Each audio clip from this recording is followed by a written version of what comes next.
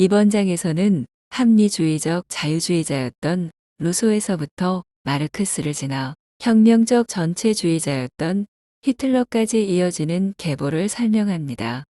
합리적 자유주의자들의 특징은 다음과 같습니다. 우선 그들은 절대성을 신봉합니다. 그들은 논리적인 추론을 통해 때로는 이성 혹은 제도로 표현되는 절대성이 있다고 믿었고 그것을 기초로 모든 행동을 하였습니다. 다음으로 합리적 자유주의자들의 가장 큰 힘은 기존 제도에 대한 반대입니다. 그들은 악이 없는 상태를 선이라 규정하며 기존의 잘못된 제도에 대하여 강력하게 반대합니다.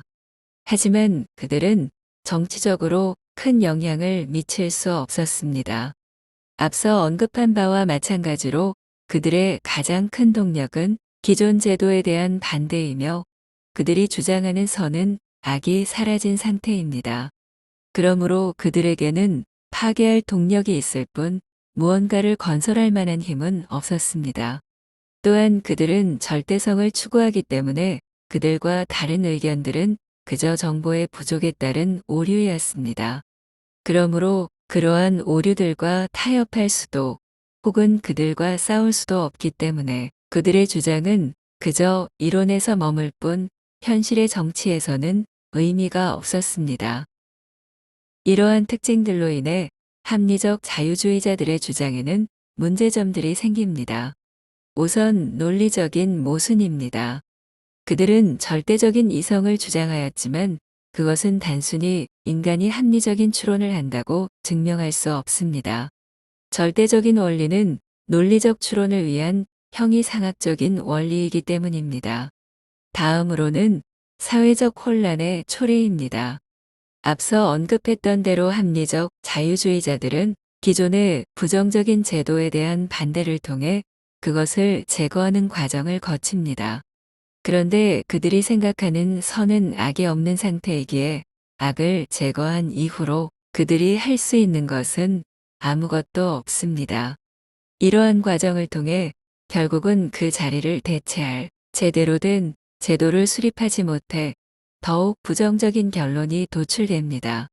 마지막으로 합리적 자유주의자들은 결국 전체주의를 추구하게 되는 결론을 맞이합니다. 개개인의 합리적 자유주의자들은 독재를 거부하고 혐오한다는 점에서 볼 때에 이러한 주장은 모순적으로 보입니다. 하지만 합리적 자유주의자들이 정치적인 무능력을 정치적 권력으로 치환하기 위해서는 합리적 자유주의를 포기하고 강력한 권력을 추구하는 전체주의로 돌아서는 방법밖에 없다는 결론이 나옵니다. 혁명적 전체주의자들의 논리 구성은 모두 하나의 과정을 거칩니다. 그들은 기존에 있던 제도의 합리성을 제거하고 그 자리를 비합리성으로 메웁니다. 그 뒤에 불가피성을 앞세우며 합리주의적 자유주의를 전체주의로 대체합니다. 루소, 마르크스, 히틀러 모두 이러한 과정을 통해 절대이성 노동혁명, 나치혁명을 제시하였으며 그 중에서도 히틀러의 경우에는 앞선 두 예시와는 다르게 한 명의 절대적인 리더를 표면에 제시함으로써 정치적으로 강력한 권력까지 획득하였다는 차이점이 있습니다.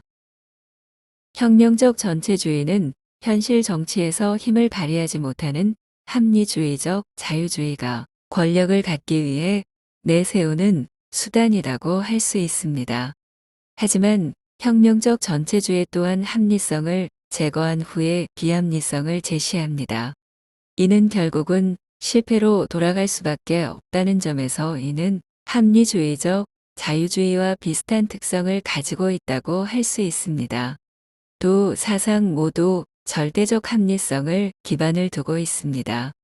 그러므로 그들이 가진 문제점을 넘어서기 위해서는 인간의 불완전성을 토대로 하는 사상이 필요합니다.